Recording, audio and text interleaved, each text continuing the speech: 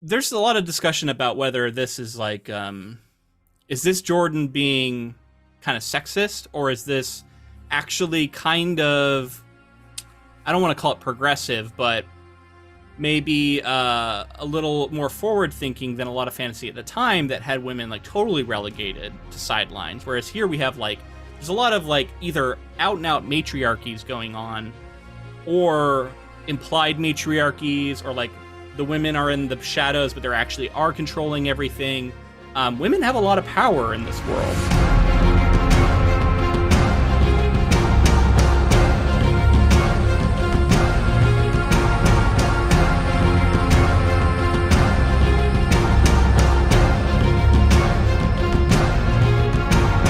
Welcome, friends, to episode 286 of the Ink to Film podcast, where we read the book and then see the movie. I'm writer Luke Elliott. And I'm filmmaker James Bailey. And this week we discuss the second half of Robert Jordan's 1990 novel, The Great Hunt. So, James and listeners, I need to come on here and, I don't know, apologize, make a mea culpa, maybe make a promise going forward that I am not going to try and remember when things occur in the Wheel of Time series, because clearly I don't remember them. I was convinced that half the shit that happens in this book didn't happen until later books. I said as much in our previous episodes, sounded like an idiot. Yeah, I need to stop trying to pretend like I know when things happen, because I was sure that half of this shit didn't happen yet. And here it is in book 2. I know that I definitely said some dumb stuff in our last episode along those lines. I don't know if you were thinking about that at all as you were reading. I mean, I was making bold claims, like I knew like what was going on. I was just like, this definitely doesn't happen till later, just assuming that the book couldn't make these jumps. And it's really interesting how quickly he just opens up this world and introduces a lot of these big concepts. But we just got to remember, the wheel weaves as the wheel wills, right? Is that what's going on here? Whatever happens, like it all happened before, it'll all happen again, is what you're saying. It doesn't really matter when. Specifically, the Seanchan, I just was completely wrong. I thought they didn't really show up and do anything until later books. Here they are in book 2, doing a good bit. I thought that we were way ahead in the show, but no, we're right on track in many ways. Yeah, just definitely got that one completely wrong. Oh, another point I wanted to just catch up and talk about that I forgot to mention last week. It's kind of I don't know, maybe kind of a book spoiler, but and that's why I didn't really mention it. But since we're comparing book to show, I should point out that Uno's death in the show, that doesn't occur in the book. So that's that's a big change, at the very least, I should say. This death at the hands of the Seanchan when it occurs in the show. So that's one of the biggest like character deaths I think we've had so far that has been completely changed from book to show. I just assumed so much of what we were getting in season 2 was already into book 3, and I feel like with 4 episodes left, knowing what we've gone through in the show, we might not get that much of book 3 in season 2. So it might continue to line up well. There's plenty here in the second, I'm sure there's a few things, a few plot lines here or there, but it feels like we're pretty far along into the plot of book 2 and that it'll carry us through for the most of the season. But no point in speculating. We'll get to that next week when we finish out the rest of the episodes of season 2.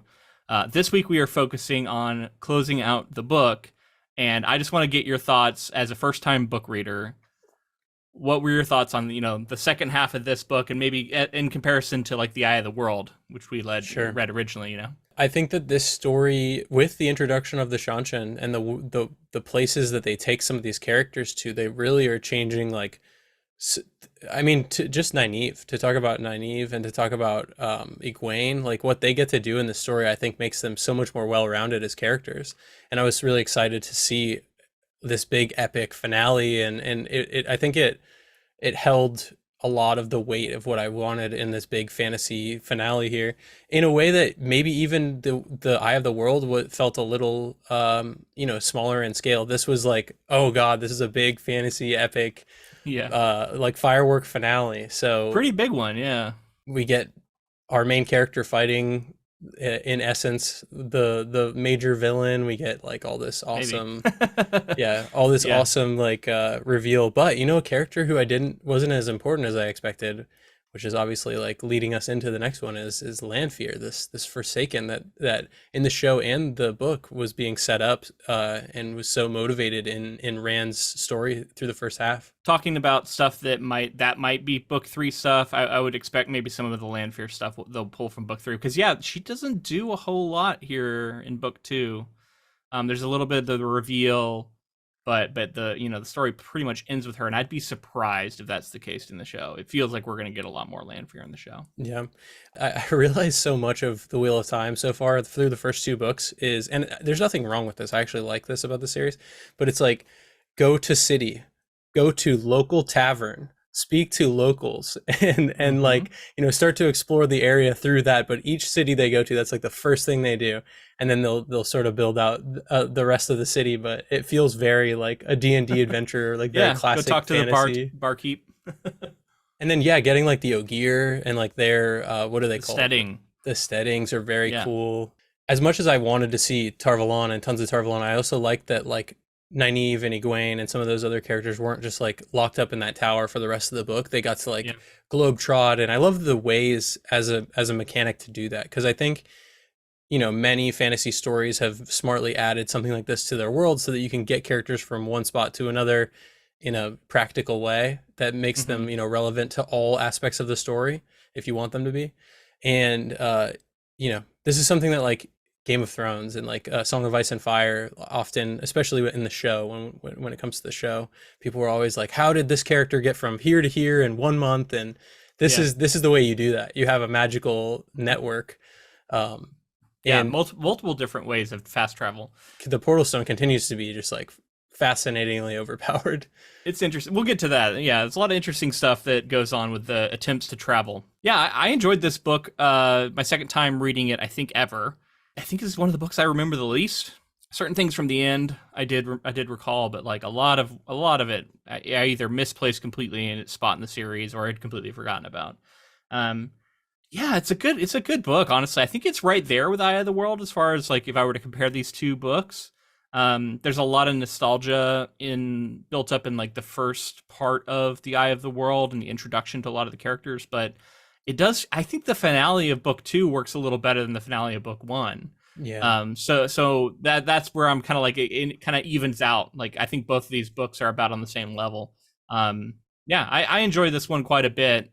And it sounds like you did too, so I'm glad to know that it's still I guess working to for you. answer your actual question with a pointed answer, yeah, I enjoyed this book a lot. I don't know, we can talk about comparing the first and the second, but more than anything, I'm just excited to continue on. I feel exactly how I did at the end of Eye of the World, like, all right, I really want to read The Dragon Reborn now and sort of get into more of what this world can be, because it feels like we're still just starting to catch that momentum and get the story moving into an area to open it up to what it can really be.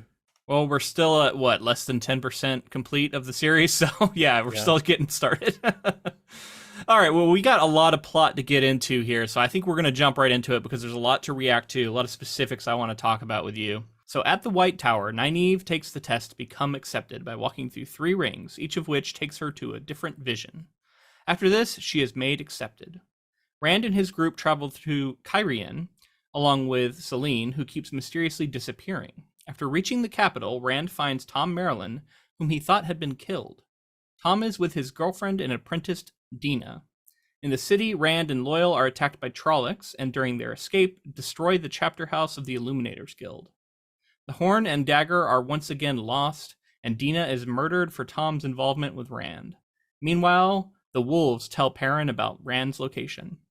Okay, we gotta stop here and talk about Nynaeve's tests. That was like one of the last big things we got in the show, and I think it's interesting to compare what actually occurs in the books because they're pretty different. Some similarities, but pretty different. So the first one is like her and Agenor in a maze squaring off. It's very, it reminded me of like a video game or something. It's interesting. I wasn't really sure what to make of it. It was supposedly called like This is the Vision for What Was. Mm-hmm. And then it's her battling Agenor, and then she comes out and they're like, how'd it go? And she talks about it. They're like, you weren't supposed to be able to channel in there. How'd you do that? Don't do it again. And she's like, well, I can't remember anything when I go inside, but I guess I'll try to remember not to do it. I think an interesting change for the show because they made it more personal to her as motivating as a character, whereas this was maybe more like, I think Robert Jordan does such a great job of like threading in all these prophecies and dreams and like alternate versions of things, and you're supposed to try to like suss out what he's trying to tell you. Like her fighting Agenor is like, there's some symbolism or some sort of meaning to it, but in making it about her parents, the first one about her parents, I believe. Yeah, they made it about her being unable to help her parents. She was like a kid in the cellar while they were getting attacked by, I think, some like bandits or something. Yeah, I think that was a good change. That was one where actually, I preferred the show's version. I think it shows us a little bit more about the character. Ultimately, I didn't learn a lot about Nynaeve here. I know she's powerful and wants to take on the Forsaken. Seeing her do it here, I don't know. It doesn't tell me a whole lot about. Is this meant to represent Rand's fight at the end of Eye of the World? Maybe where does he fight? So this character? Is what was. Yes, Rand does fight him, but why would that apply to her? The only thing I could think of is maybe a past life Nynaeve, like the whole wheel thing. Like maybe she fought Agenor in a past life. That could be. But we didn't get a lot of hints of that. Like no one's calling her by a different name or anything like they do with a lot of our other characters. Like.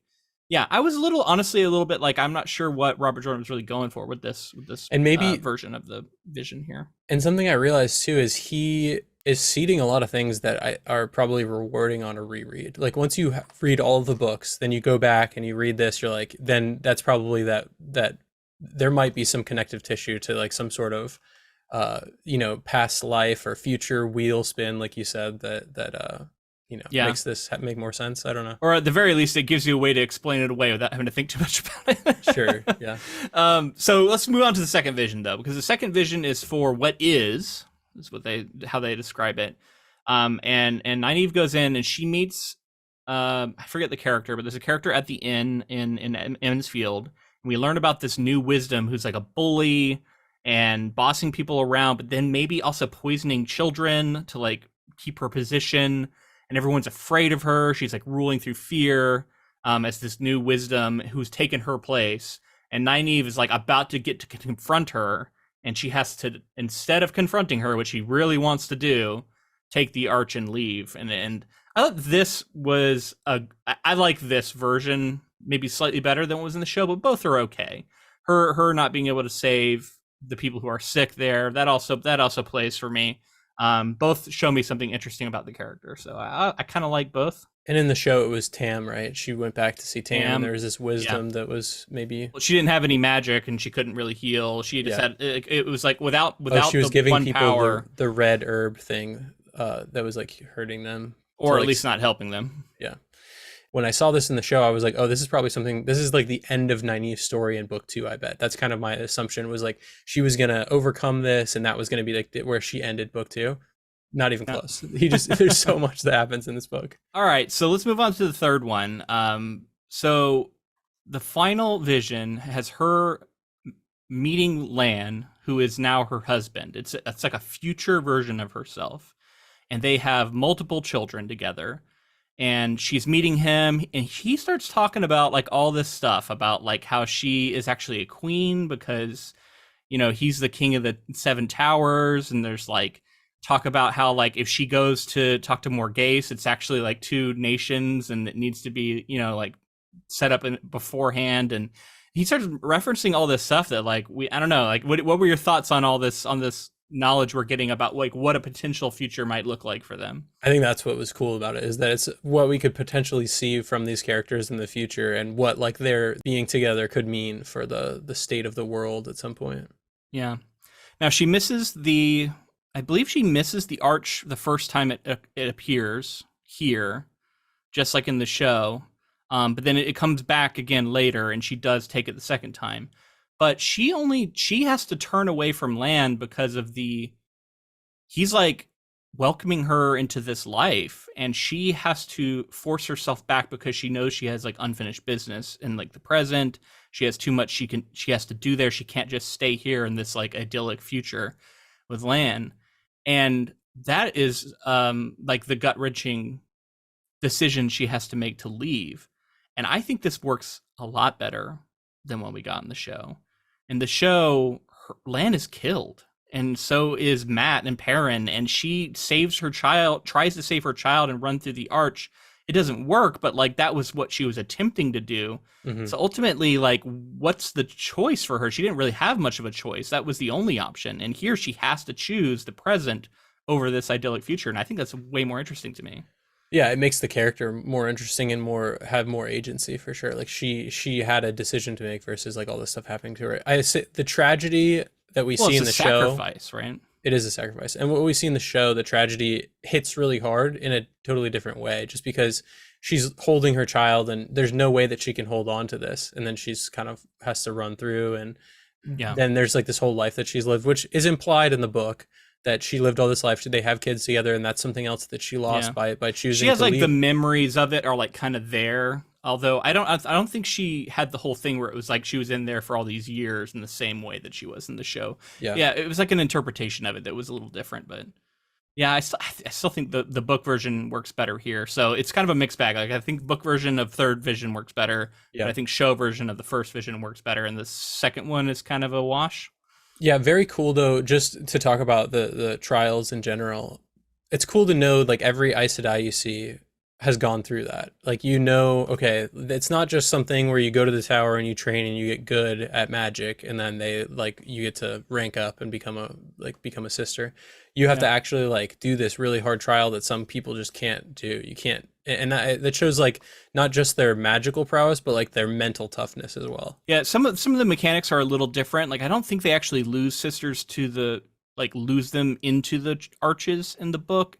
They come back and they're like stilled because they've been burnt out by the process and like things like that. Like, so it's like you essentially are lost to it. But yeah, the functionality has just changed a little bit, but I think it works in both pretty well. And I agree. I think it's a cool element to this whole magic system and a unique one to the Wheel of Time, ultimately. So we gotta also talk about some other things that are going on at the tower, however. Because Min is at the tower, which I had forgotten. I think I might have even said in the show, like, I don't think she comes to the tower here. She does, but in kind of a different circumstance. She is there to be studied, but she doesn't have interactions with Mat because Mat's not there at this point in time. Instead, she is introduced around the same time as Elaine to Egwene, and the three of them actually kind of become close friends and spend a good amount of time together. And we get a bunch more prophecies from Min as she's looking at them. And we start hearing talk about her and Rand and Elaine and Rand and another woman that none of them know yet, who they're going to have to like share him with. And Egwene's not included in this list. And Egwene has weird feelings about that. I have weird feelings about that. So I wanted to ask you, because you were 100% on the Egwene and Rand end up together boat, I think as of like last episode. So I'm curious to know where you're at now. Still on it, man. Still on cruising along.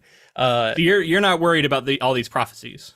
There might be a treacherous relationship and tumultuous thing along like path that it takes, but I think ultimately it just makes the most narrative sense for them to end up together. And I think it's rewarding for the audience. That's where I'm at with it. Okay. But I do think that these other people are possible romantic interests that they have along the way. So you think it's more like stepping stones, but eventually he'll come back to Egwene. Yeah. And what about Gawain and Galad? Any thoughts on them? Egwene's eyeing them. She's eyeing them. Attraction. They're young adults, I guess. That they're all horned up. So Mention says that Galad will choose right above Mercy every time, and she doesn't seem to be very fond of him, even though she admits he's very good looking. So yeah, I don't know. It's interesting, right? Like all of a sudden, I remember this kind of blew my mind when I was reading this when I was younger. It was like, yeah, because I was thinking we had a pretty clear romantic interest between Egwene and Rand, and now all of a sudden we have all these other women, and they're talking about like how they're gonna have to share him with each other and all this stuff. That I want to talk about. Because if that actually comes true, and at some point he has a bunch of wives, he's in like a poly romance with multiple women. Yeah, which power to you if that's something you're interested in and that's your lifestyle. But I think that like I can just imagine Robert Jordan writing a character that has 3 wives and kind of infer what he's getting at with that. And like, I'm like, I don't know how I feel about this. We'll have to see how it plays out if that does come true. I can't reveal future knowledge about this. This is some stuff I do know something about, but I can't. It is interesting. There's so many different angles to think about this kind of stuff, right? Is it some sort of fantasy by the author? we get into some like borderline kinky stuff going on in this book when we start getting, doms and subs and, a lot of women getting switches taken to them. And maybe it's all, innocent, and maybe it's like a kink that Robert Jordan had, and we're all like now having to deal with it. It's fine, but just like, what is going on here? I think a lot of people have raised their eyebrows at this and been like, there's a lot of like women spanking women in these books in different ways, and that doesn't really go away. That's a pretty persistent thing in these books. Yeah, so ultimately nothing wrong with that if it's all consensual, but at the same time, we're like maybe getting a peek into the author's psyche a little bit here. You wonder. You're like, what's going on here? But I wanted to get your thoughts on it, as we're starting to encounter this kind of stuff. He loves making big proclamations about men and women in his world, right? Like, women are always like this and men are always like this, and it's true across cultures and across everything. It's like there's these like gender constants. And a lot of people obviously are like, don't like this stuff. It's very gender normative stuff that like at the time gender binary that seemed like based on his worldview probably all he knew. And that kind of like, when I read it now, like having even the magic system be based around men and women, and it's like, okay, so where do non-binary people fall, where do trans people fall, like they don't exist clearly. No, I mean, actually I do think if I remember correctly, we deal with a little bit of this stuff later. There's like, you could maybe say he engaged with it in some later books, but it's not it's not great. I thought it was interesting that men repeatedly is described in a way that I would almost say is non-binary. I just don't know that Robert Jordan had the like framework for that.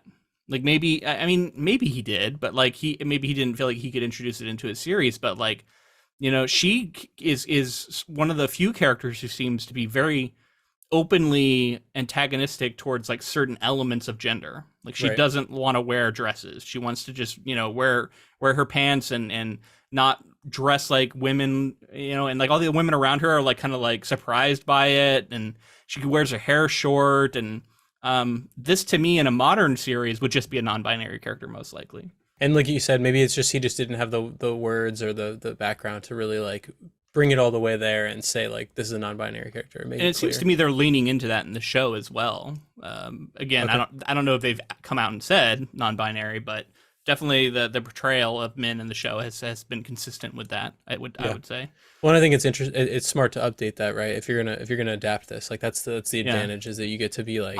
I'd be surprised if we got like they them pronouns or anything like that. But we'll see. It looks like they're doing it a little bit. I mean, I think we would have probably already heard it by now. Maybe. All right, we got to keep moving on in this plot here. So Tom Maryland. Oh yeah, wanted to react to that. Yeah. So I've had a feeling in our book one coverage that we hadn't seen the end of Tom Maryland. Yeah, you said as much. Love this character. I really enjoyed like what he meant to the story and just like what he's bringing as a bard kind of figure, and he just like, I love this kind of character in a story.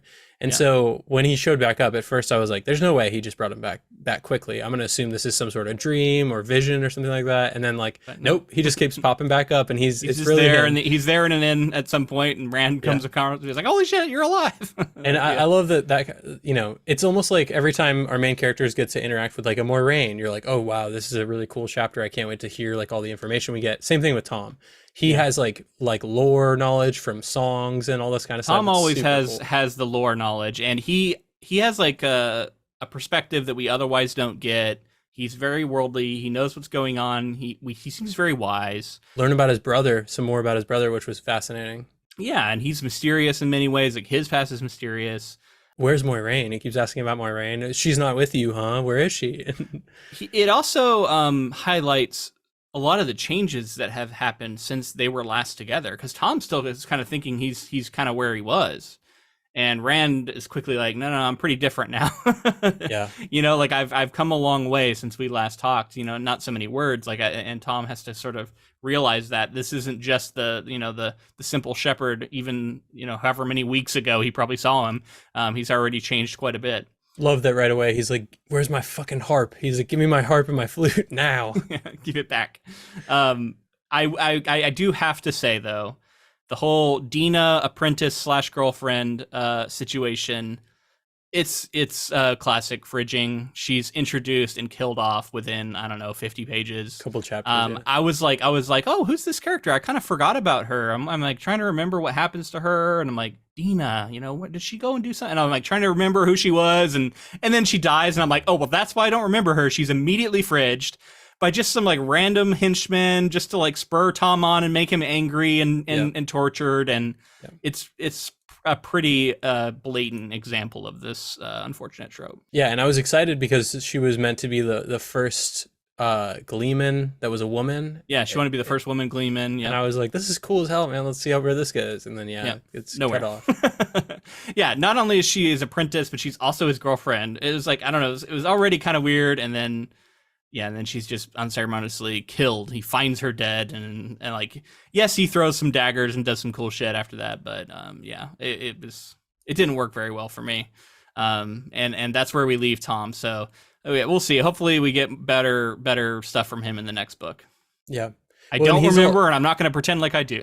Yeah, but he man, what do we leave off with? He's like wants to get revenge. He finds out who actually was responsible, and he's like, I'm gonna kill that guy. And they're like, you can't kill a king, and he's like, we'll see about that. And then that's the last we get. Well, and also there's like a civil war kicking off, because we kind of talked about in the summary here, Rand and Loyal, who are traveling together still at this point, they get attacked by a bunch of Trollocs who are like pretending to be puppets in the parades. Yeah, they're bizarre. Actually real Trollocs. It's really very strange. And I'm like, I don't think they did this in the show, because it would be very hard to be convincing.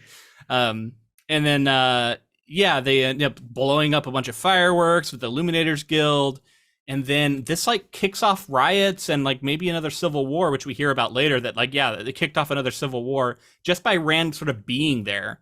There's a lot of these moments where he keeps throwing the invitations away. We meet. The politics of that city was really interesting. I forget the full name of it, but it's like the game Daes Dae'mar or something like that. Yeah. And it's all about like who's vying with what power and who's slighting who, and like he eventually gets involved with this guy who ends up being a dark friend.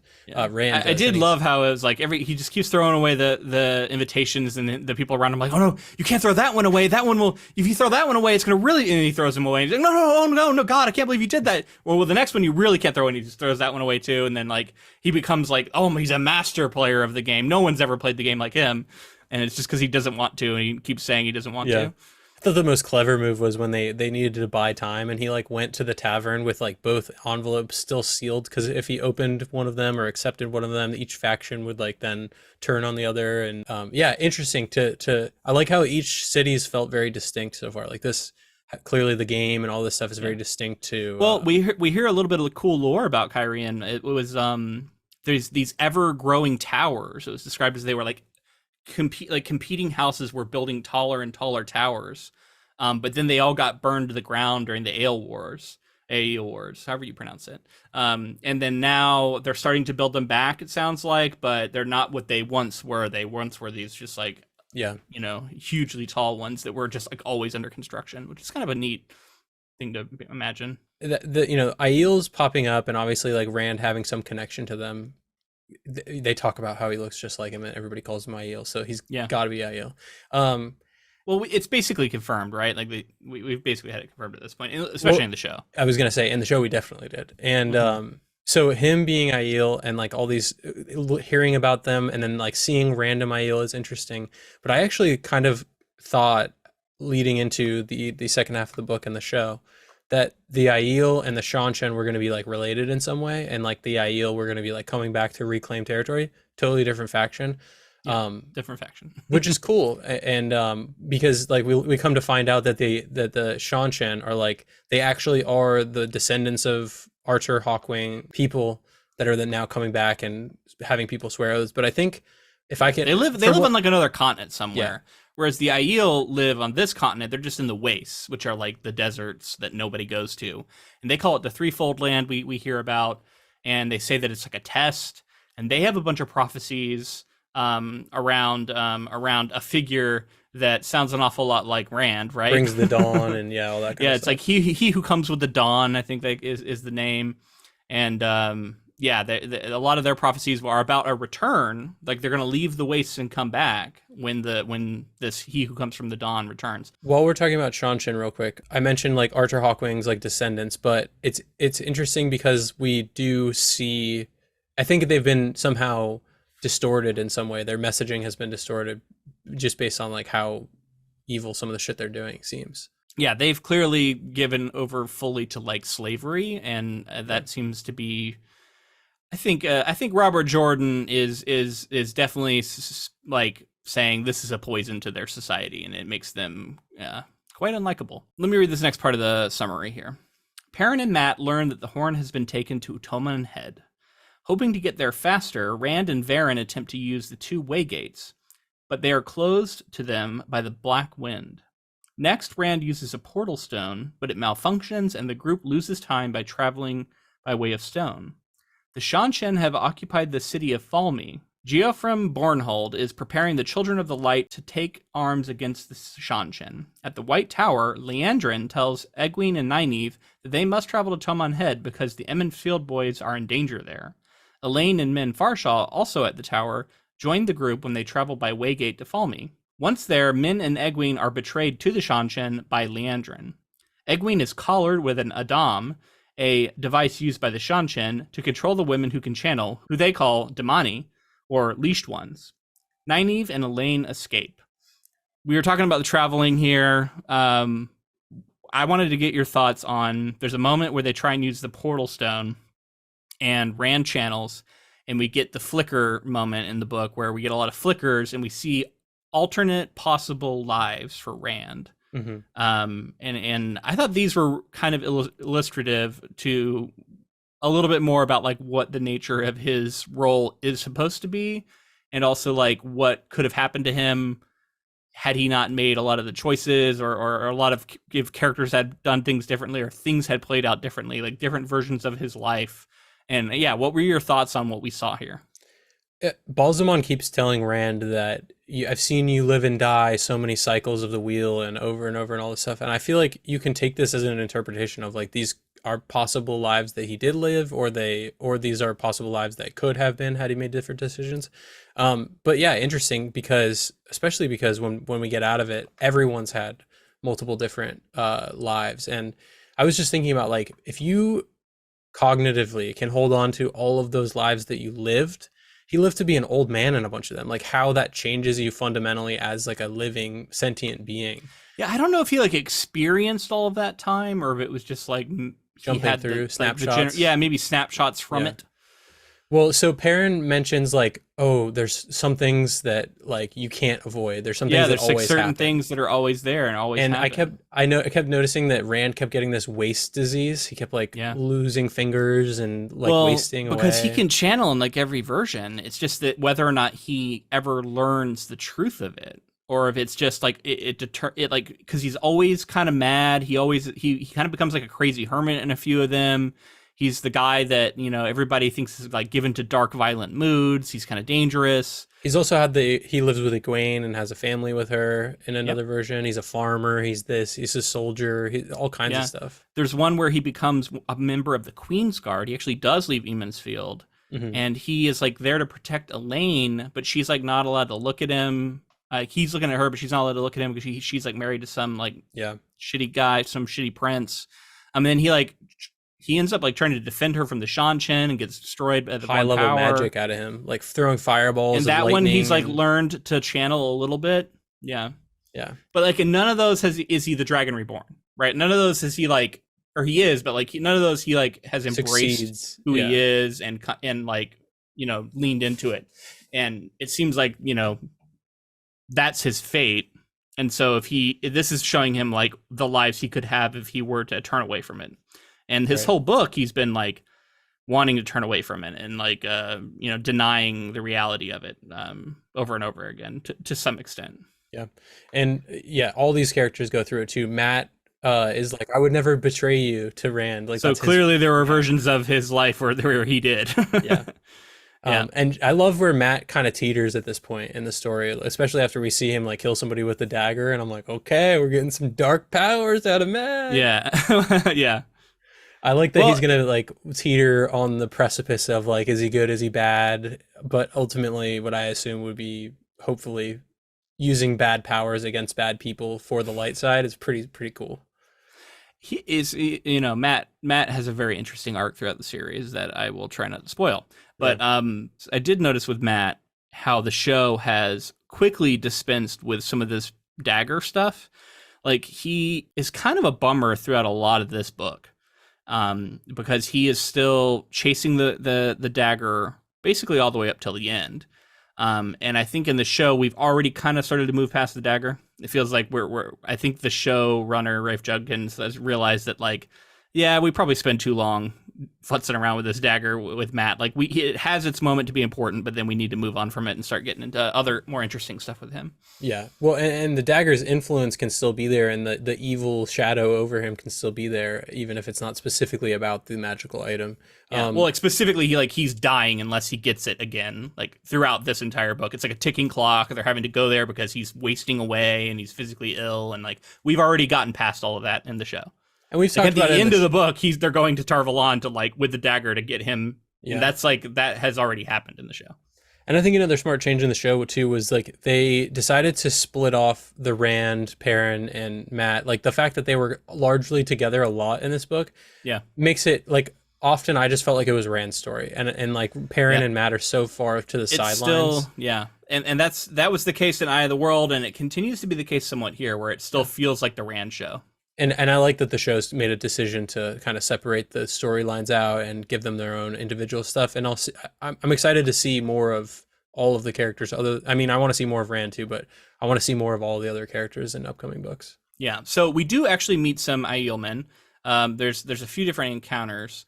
There's the Shield Maidens at the Stedding, who they like almost throw down with. What's the promise or the oath or something that the Ogiers remind them of the promise. And I don't know if we have that said exactly, but it sounds like essentially a promise that they won't do any harm at Stedding. But that seems like everybody is being held to that in some way. Like there's no violence in the Steddings, which by the way have a very kind of Hobbiton feel to me. Love the Stedding. Describe these mounds. Yeah. It's kind of like a mix between Hobbiton and like Rivendell or something. It's very like of the woods fantasy place.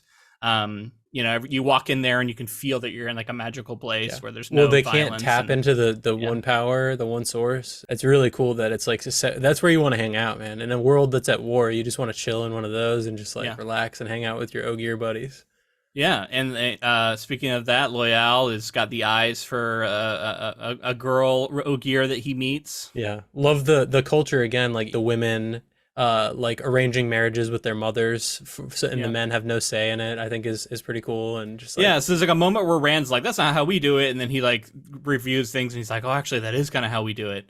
And again, that's like the thing where Jordan clearly has kind of a like, I don't know if it's just how it is in his world or if it's his world view, but he's like, women are like this and they're like this across all cultures and they're always like this and this is the way of the world. There's a lot of discussion about whether this is like, is this Jordan being kind of sexist or is this actually kind of, I don't want to call it progressive, but maybe a little more forward thinking than a lot of fantasy at the time that had women like totally relegated to sidelines. Whereas here we have like, there's a lot of like either out and out matriarchies going on or implied matriarchies, or like the women are in the shadows, but they actually are controlling everything.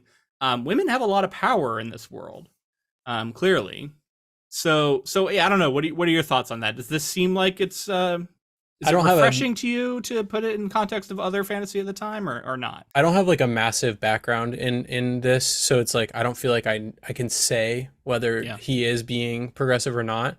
But I do think that he thought that he was being progressive. I think his heart was in the right place in doing this kind of stuff. I don't think it's an accident that there's a bunch of matriarchies in this story and that women have a really prominent role. Yeah, so it's like, again, that's just something I want to put out there. I agree. I don't really know how I feel about it. I can see both sides of it. I think it's messy. It's like intentions were probably good, but I think he also, he's just he is ultimately a fallible man, and we see some of his fallibilities come out in his writing, and I think that's okay.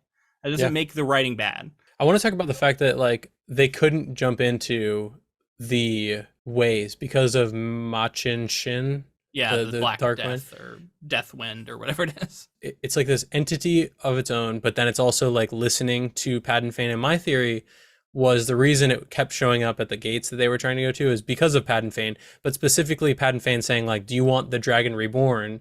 And like that's like enticing, I think, to an evil entity to be able to have such an important person, whether he wants to like absorb power or kill him and notoriety or whatever it is, whatever. Yeah. And but at the same time, they sell it as this very primal thing. It's not. It doesn't seem very thinking. So that's why it's weird that it keeps showing up at the gate it's entrances. described as being kind of a separate sort of evil from the Dark One, much like the dagger. It's like another kind of evil. And Padan Fain is such a unique creature now, is what they call him, because he's been affected by both sides. Like, he's like a dark friend who got, I don't know, like poisoned by this other evil, and so now he's kind of both. They literally say at the end of this book something along the lines like that he like merged with an evil, like Morgaine is, or isn't Moiraine saying something about that he like is a different entity? Well, so Mordeath was the entity that had the dagger, and it tried to like eat him,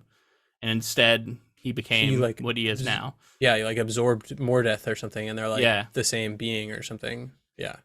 It's weird. That's what I'm assuming. Yeah, and that explains a little bit how he's able to kill Myrddraal and like do weird shit like that too. And isn't it his dagger from Shadar Logoth, or do we not know? It was, well, like the actual persons, I don't know, but like he was like the representative of that evil at that point in the story. Is my memory of it. But yeah, so the Black Death Wind, what is it called? The Death Wind? Black Wind. Yeah. It's waiting at the gate as soon as Rand goes to open it. And they end up escaping, and then they go to the Stedding, and they're like, "We're going to try again from a different location, because if it's waiting for me at the other one, it won't know I'm coming here." Opens it up and is there again, and then we're about to get to Nynaeve and Elaine and Egwene. They go into the Waygates with Liandrin, and there's no Black Wind there. Yeah. So I think clearly it's got something to do with Rand, right? Like it's like drawn to him. It knows where he's going to be, I guess, and it knows where he's about to enter it. It seems connected to him in some way to me. I'm excited to see like a very powerful Rand at some point just like dominate this being and be like, "This is my ways now, and it's my way or the highway," and everybody's gonna have to. Everyone can use the ways whenever they want. If you go after them, I'm coming after you. Okay. Interesting thought. So let's talk about Liandrin a little bit. Liandrin, big character in the show. We've been getting a ton of her. She actually just shows up for the first time. Well, not for the first time, but we haven't seen her in a while until she shows up here at the tower. It seems like there's some Elida is a character that she has taken the place of a little bit in the show at times. We hear about Elida as like the advisor, Aes Sedai to the Queen Morghese, someone Elaine knows. But at times, Elida was present at scenes that in the show they gave instead to Liandrin.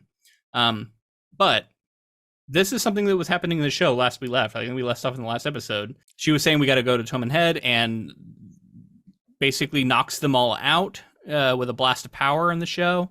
And here instead we get them going through the ways, and then the reveal is you were right, Liandrin. Dark Friend, right? Confirmed? Evil. Black Ajah?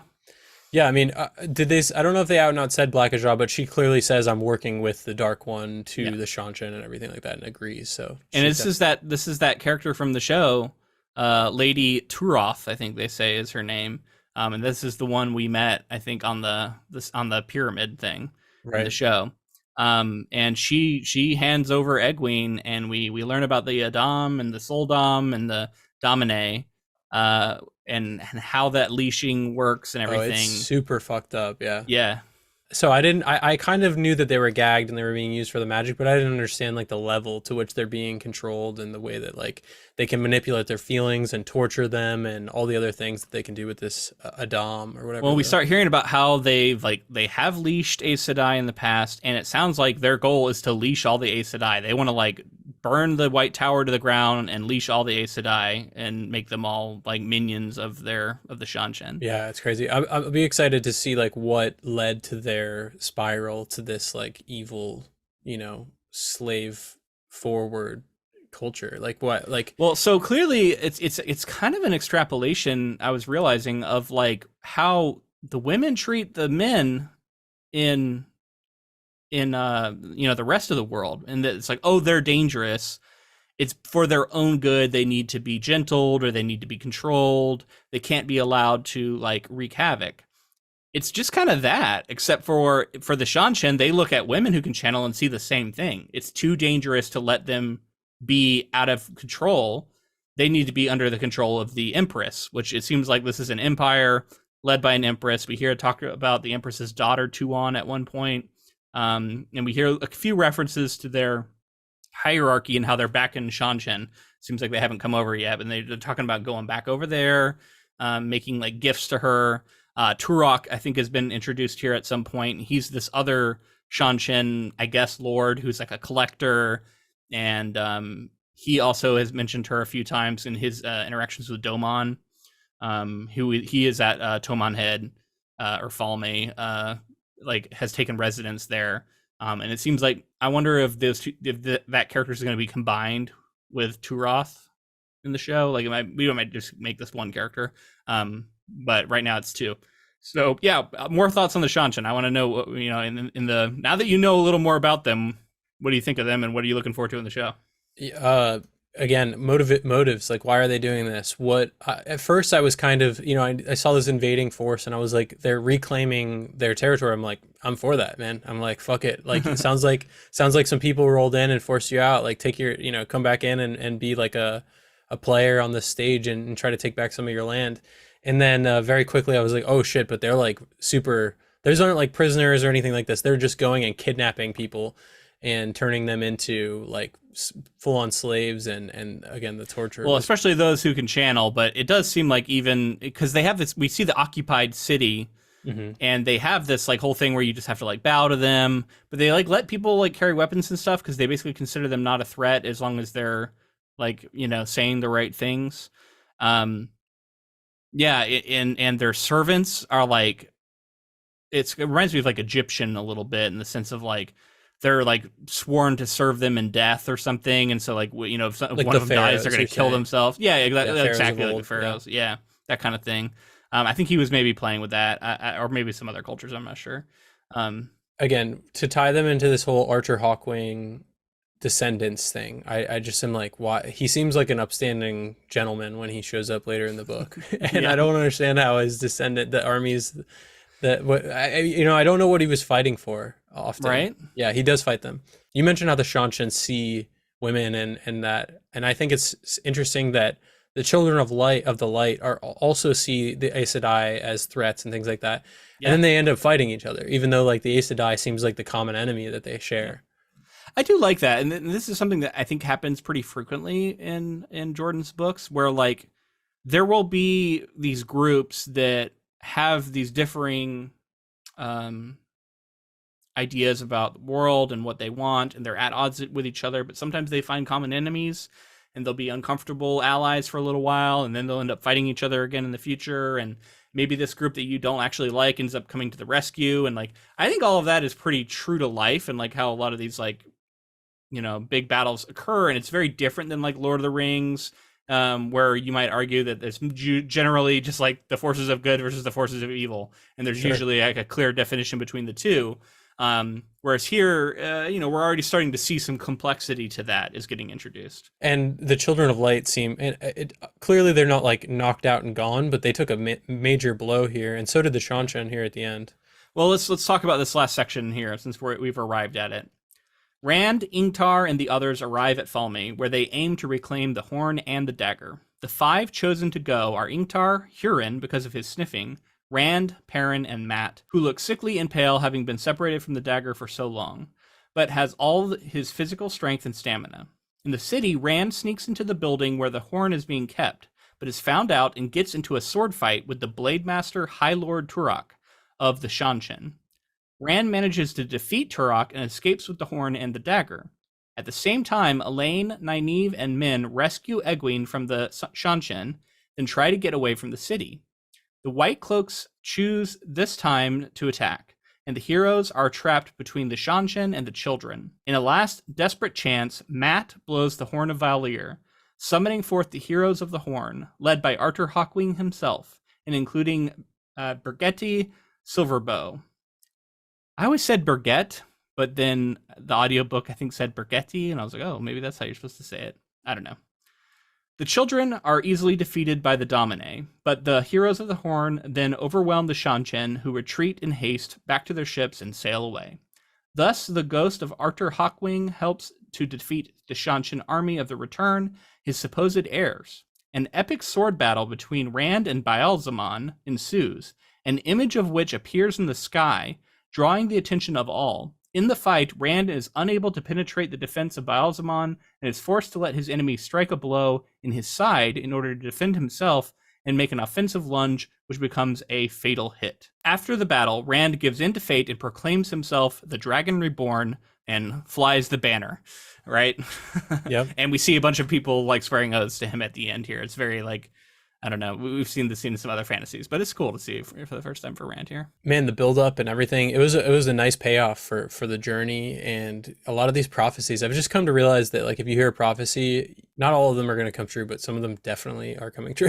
Yeah. And so like, you know, Min. Maybe you should think about Min. Yeah. Yeah, Min blowing the thinking about Mat blowing the horn and some of the other stuff. Yeah. What'd you think of the fact that it was him? I actually really like it. Yeah, I like it because again, he's like this character that's teetering on like the dark side. It would have been different if he like used the dagger to wield some dark power, but he blows the hero's horn and like calls the legions of the dead to like come help. And if you remember, there was a detail dropped about the horn. Whoever blows it, you are now connected to it, and it will only work for you and nobody else. Oh, I didn't realize that it would never work for anyone else. But that's what they said. They said anybody else will pick it up, and it'll just be a regular horn to them. I wonder if it'll have some sort of influence that can like beat back some of this evil that's trying to overtake him with the dagger and everything, or if he's just collecting magical artifacts, that he's just like that guy who's got all the artifacts. So yeah, I mean, we got a big series of events here. It's a big climactic moment. It's very exciting. Yeah. Egwene has been captured, and she's been tortured, basically enslaved. The way this works is it's like even thought. If you're like thinking about doing something, it knows, and you can like they can punish you for it. Like she thinks about hitting the woman with like a pot or something, and it's like she can't touch it anymore until she like convinces herself that she'll never actually do it, and only then can she even touch it again. No free will in this scenario. And then also like when they're not around, if she wants to channel or anything like that, when they come back and pick up the Dom again, they could tell that she's been channeling. So it's like complete lack of any, like they've taken everything. You can't do anything. Totally just a vessel for magic at that point. So, and seeing Egwene go through this, brutal, totally brutal. You feel terrible for her, and she's a changed person after this. You can't come out on the other side of this and be like as innocent as maybe Egwene seemed up to this point. And once they helped her get out and everything, she had this like badass moment too, where we find out that through, and again, they like put her through the ringer too. They were like training her in their own fucked up way. Yeah. And so she became more powerful because of that, or like maybe opened up some more of her abilities. Yeah. We learn that she's like an earth specific channeler. Yeah, she has like some sort of ability to like detect ore. And so now all of a sudden that's going to be her new role. And then at the end, we see her like use that ability to like crush the ground and like kill all these people that were like trying to get to her and stuff. And I was like, holy shit, that's awesome.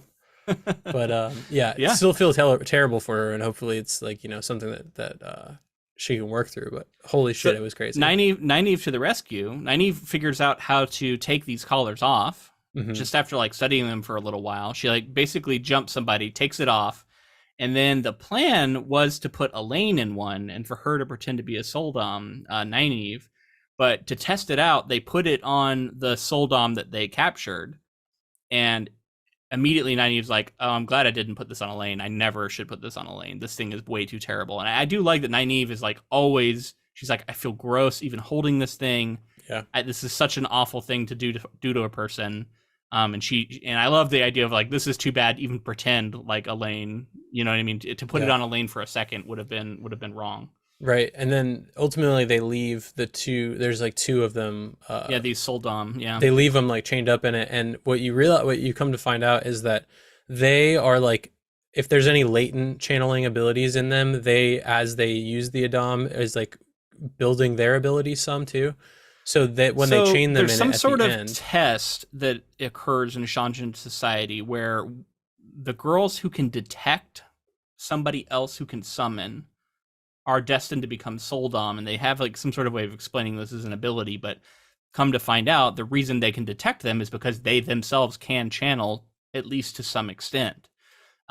So they are in fact actually channelers, which is actually like now potentially a big bit of information, because that would throw the whole system into question, right?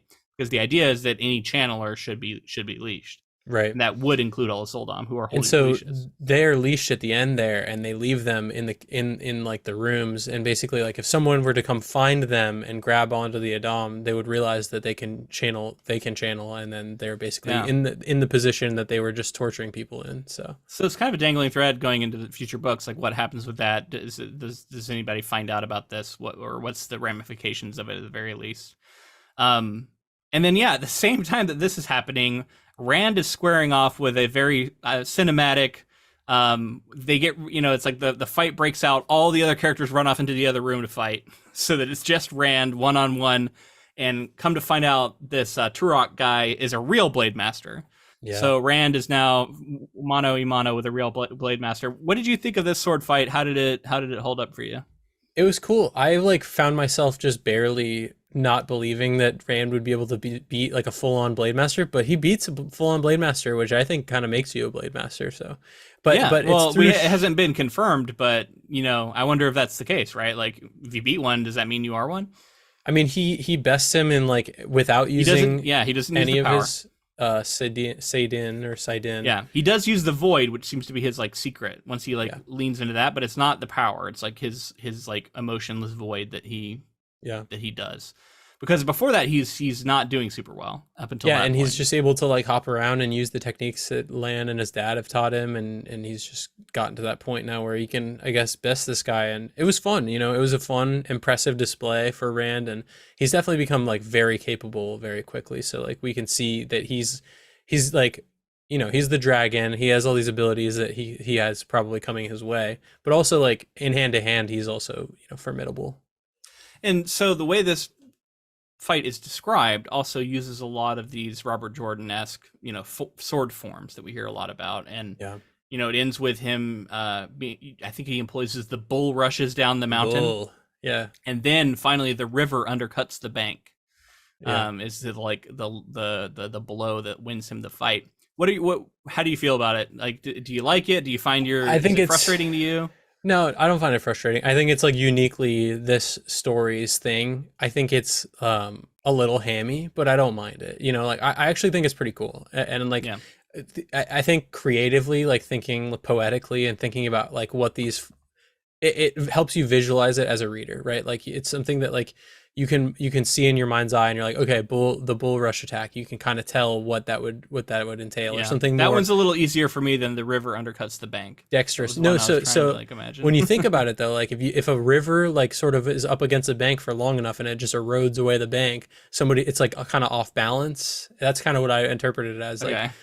I think it's a little vague.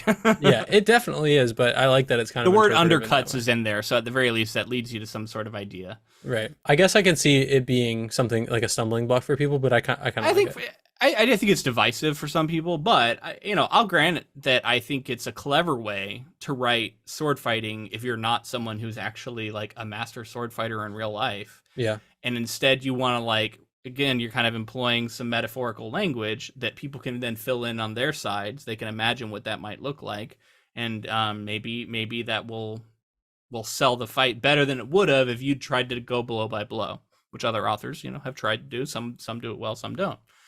So it's just the way that Jordan chooses to handle these, and ultimately I think I'm a fan of it. I think this is a cool thing to do. It's unique to him.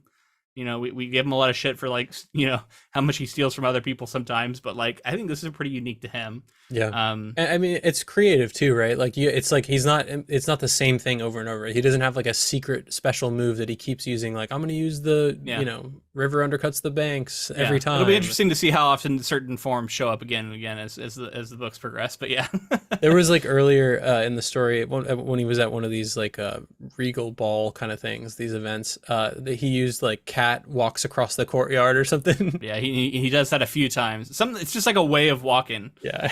Like I can see what he's doing, but I feel like it's like ridiculous, like neck movement and stuff. I don't know why, but cats tend to do that, I guess. Yeah. So this big epic fight is immediately followed by a reveal that Ingtar was also a dark friend. Yeah. That kind of came out of nowhere, right? I did not see that coming. Do you think Ingtar is our opening chapter prologue guy? I don't think so, but maybe. Maybe. I was trying to figure that out too. I need to maybe go back and look at that, but like otherwise we don't know who that was in this book. Sure. And you know what I mean? It was some dark friend who was at this meeting, right? Getting orders. And he was kind of resistant too, like right. It seemed like he may have been a plant or a spy of some kind. Yeah. Or at least just like on the fence about the whole thing. Yeah. But it is kind of a reveal about like different kinds of dark friends, right? You have like what Leandrin just did.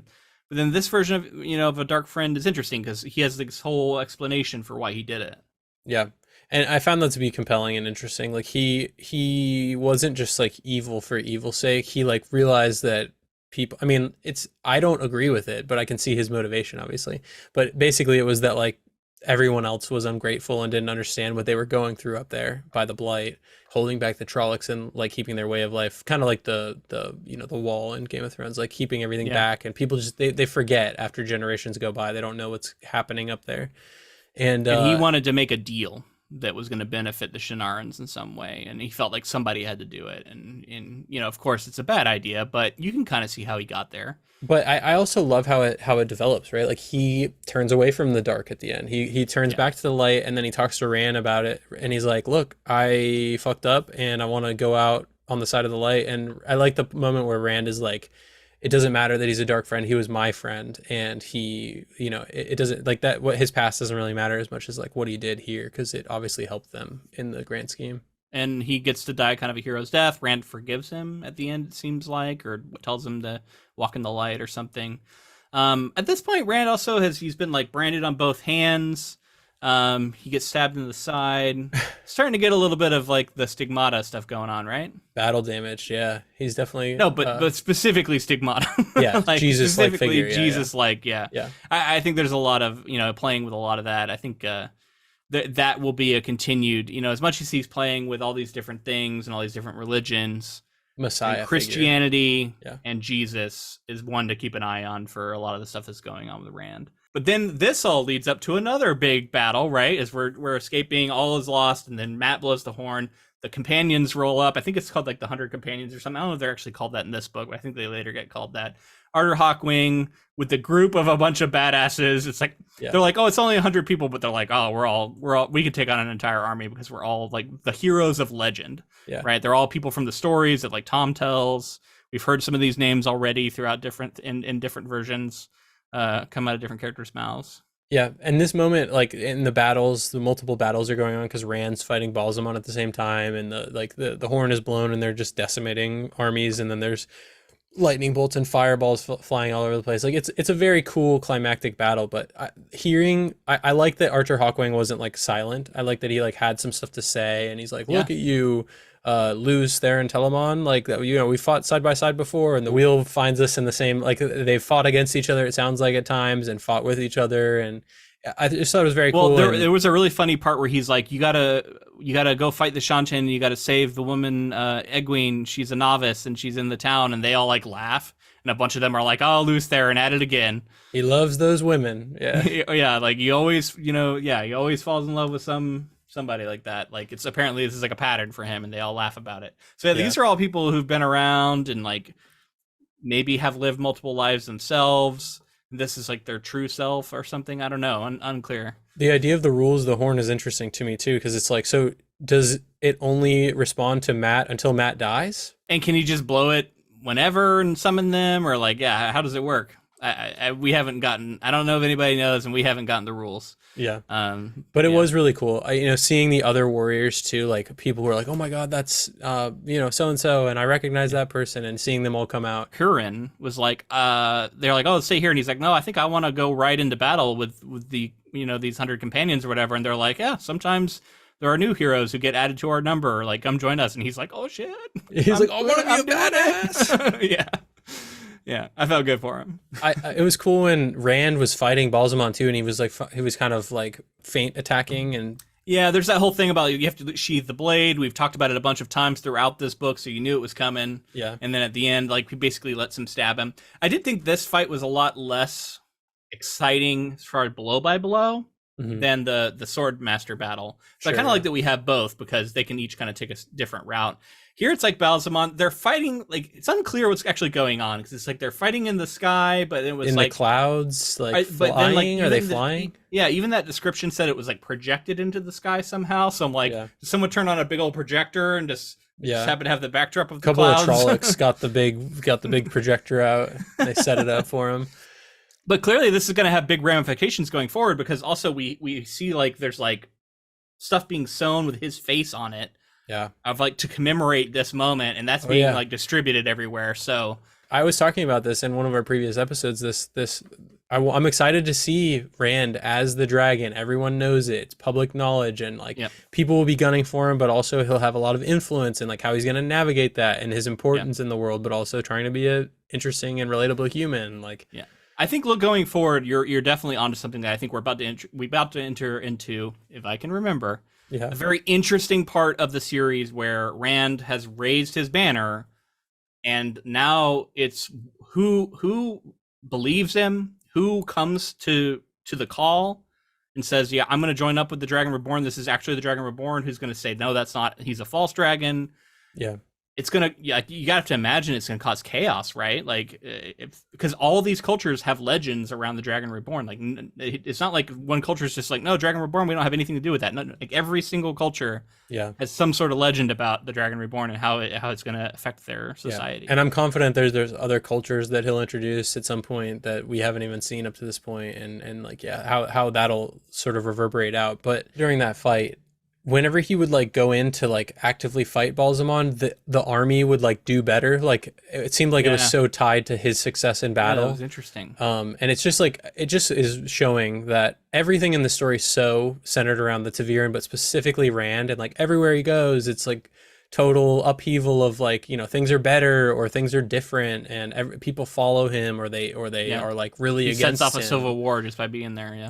So I don't know that it's necessarily like for the better, like you would think with a hero coming to town and he's so important to the pattern that like he would leave good things in his wake, but I don't know that it's always going to be. But it is so like the pull, and I like the way that Robert Jordan set that up with like this weave, this pattern, this idea of this thing that continues on. I always thought this was a very cool idea for him, how like the ability of the Chosen One to literally shape fate and shape world events is itself a magic power, and it manifests in ways like he can walk into places and it will have an actual magical manifestation and how everybody interacts with him. People are like interested and want to talk to him. He's like a magnetic person in general, and like in like a really extreme way, but then also and like kind of lucky in certain ways too, right? Like just certain things play out in his favor, and it's all in a world where everything is fated.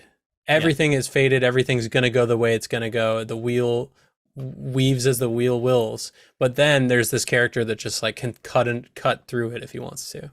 Yeah, so these Taviran have like their own little bit of power in that. And it's interesting that because so much has been focused on Rand, but Perrin and Mat are also Taviran in the books. Yeah. And in the show, we expand that out to Egwene and Nynaeve as well, I believe. So yeah, we have lots of these Taviran who are able to sort of shape fate themselves through their actions. So here at the end, speaking of Min and fate, she has this moment now where Rand wakes up after the battle. And she's like climbing into bed with him to keep him warm. Egwene comes in and she's like, a little bit scandalized at first. And then there's talk again about having to share him. And And then Celine, aka Lanfear, who reveals herself for the first time, comes by just to like say hi to him while he's in bed, and then leaves. And then she's just gone again.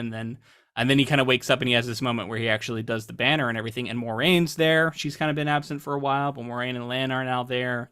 And she's here to like guide him at this next phase. But what are your thoughts about where we leave Min and Rand and these characters here at the end? I don't know what to think about the whole relationship of it all. I really don't, because I don't know that I'm even pulling for him to be with any specific character at this point. It feels kind of out of nowhere, right? Like this whole Min thing, it comes out of the blue. Yeah, I mean they've been. But we also hear a lot of talk about Elaine. Yeah. Then let's just like talk about Min though. Like her level of interaction with Rand doesn't match like how interested she is in him there at the end of the book. Like she even says like, I don't even know if I want to marry this guy, but I guess I'm supposed to. I don't even like sheep herders, you know. Like, interesting if you want to have like all this conflict and interpersonal stuff, but I'm interested in like what the characters are doing more. Like Min as a being, like her, I think it's cool that they're kind of diving into it more in the show. It seems like there's some more backstory and motivation that we get. And then her abilities are crazy. Like there's just like so much that must be at play with her. And whoever he ends up with, whether he ends up with 3 people or who, you know what I mean? Like whoever ends up with whoever, Egwene and Rand will ultimately end up together, but there's going to be some twists and turns along the way. And like, any thoughts about who the third woman could be that keeps being referenced? No, I mean it's like it's like we have Min, Egwene, and Elaine. Yeah, but there's another woman that said that they hasn't been introduced yet. None of them have met yet.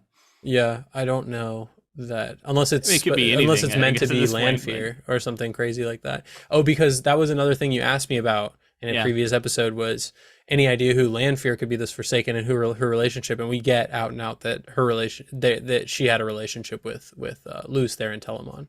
Yeah. So that explains her behavior a little bit more in the show, right? Like that was the love in the show that she's talking about. It was specifically with Luce Theron. And that's why Rand reminds her so much of him, you know, because it essentially is him. So that's my best guess at the 4th at this point. But you think it's Lanfear? Maybe a Forsaken. It doesn't make a lot of sense, but sure, I guess. Okay, so before we put a cap on all of this, I wanted to circle back and talk a little bit about that flicker moment and seeing alternate lives, because I thought it was interesting to me as like a moment to stop and think about how I feel like there are moments in all our lives that we can look back on and say, if this one thing had been different, my life would have been completely different. It would have gone a completely different direction. And like, it is kind of a cool fantasy moment to get to see different versions of your lives.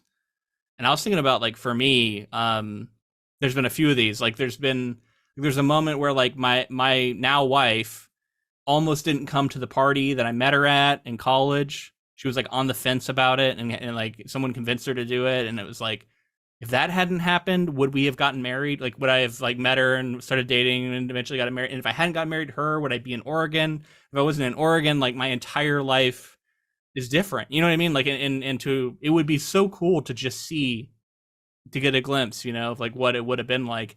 And you know, maybe it would have been a lot worse. Maybe you'd be dead in different versions of your life, or like what, like hard to know, but like there's all these different choices you make. And you know, when you look back at them, you're like, man, you don't know it at the time, but you're like, man, that was a big moment and I didn't realize it. Yeah. Or decision point where you make a decision, you know, that's like you had active control over the situation, whereas like you know, Annalisa not coming to a party, you didn't have any control over that, but I chose to throw the party at the house. There you go.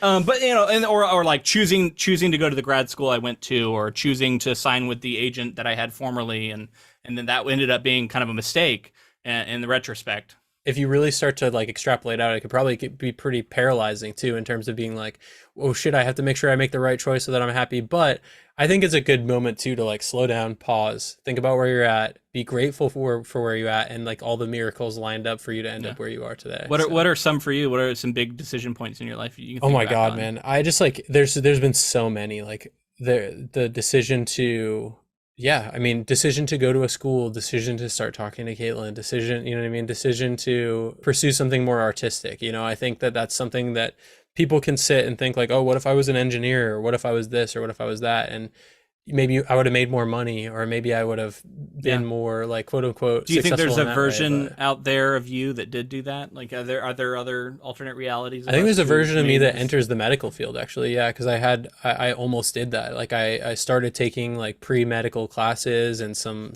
like I almost was a firefighter then after that, and there's so many. It just goes and goes, man. It just my two main ones were I almost went into astronomy. I've always been very interested in astronomy. That was like if I was ever going to go into a science, it was going to be that.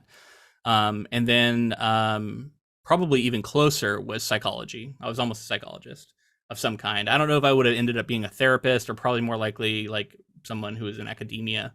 Yeah. But I was always really interested in psychology.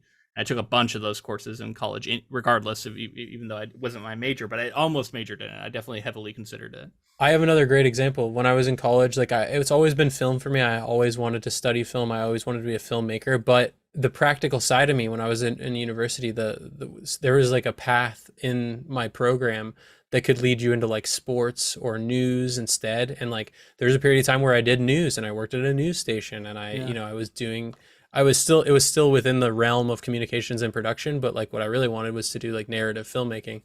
And I worked in sports, like worked on sideline for live events and stuff like that. So those are other paths that, like, if I had been like, you know what, let me go with something that's a little bit easier. Let me go to something and it's all relative, right? Easier for me, just in the fact that. And who knows if you would have been happy or sad, or who knows how it would have gone, right? Sure. I would love if listening to this, or if you're watching this on YouTube, comment if you can, or leave, you can send us a message on social media. Let us know like a turning point in your life that you've thought about, and like, how things might have gone differently for you. Since that's what we read in this book, right? About these different lives. I'm curious to know for people, we can keep it light, keep it fun, but I am curious to know, like, because of course there are things where it's like, oh, if I hadn't done this, then some tragic event would have been avoided, and it's like we can get real heavy real quick, and I don't want to. Yeah. People don't need to be bringing up their trauma and putting it out, posting it online and stuff. If we were talking person to person, I'm happy to have that conversation. But yeah. Oh, speaking of talking person to person, you were talking about wanting to be an astronomer. I've been looking a lot into like astrophotography and getting really into that world and doing a lot of research on that. So we'll have to chat about that. Okay, we'll do. Well, if you enjoyed this episode, please let us know in the form of a rating and review on whatever app you chose to listen on. I've seen we've got like 30-something reviews now on Spotify. We're getting close to 100 on Apple. All those platforms, we'd love to have your rating and review. It does a lot to help the show get eyes on it. And make sure to like and subscribe if you are on YouTube as well, since we are leaning more and more into the video stuff these days. Thank you for joining us on there. And make sure to connect with us on all other social media platforms: Facebook, Twitter, Instagram, Blue Sky, all of the usual places. We're also on TikTok. All of those are at Ink to Film. And if you'd like to support our podcast another way, we have a Patreon, patreon.com/inktofilm. And on there, we release bonus content. We also have our ability to get merch on there. We just put out an episode on the 1999 version of The Haunting, which features like Liam Neeson and Catherine Zeta-Jones. And I thought we had a pretty fun conversation about that one, and that just came out over on there. So that's patreon.com/inktofilm. And thank you to Serious Beat for the use of our intro and outro music. It's the track The Chosen. All right, all that's left to do is to finish out this second season of the Wheel of Time show. I'm very excited to see how this goes. It's been really fun to revisit this world, and I hope this continues to be a big project for us, and that we can circle back again in the future for a third season. I'm enjoying this, and I'm looking forward to it. Yeah, and we got confirmation of a third season, so I'm really looking forward to getting into that eventually, and continuing to dive into this world. It's been a lot of fun, and I just know that I'm sinking my teeth in, but there's so much more out there, like the vast universe that he built, obviously through 14 books. I'm excited to get there. All right, until next time, keep adapting.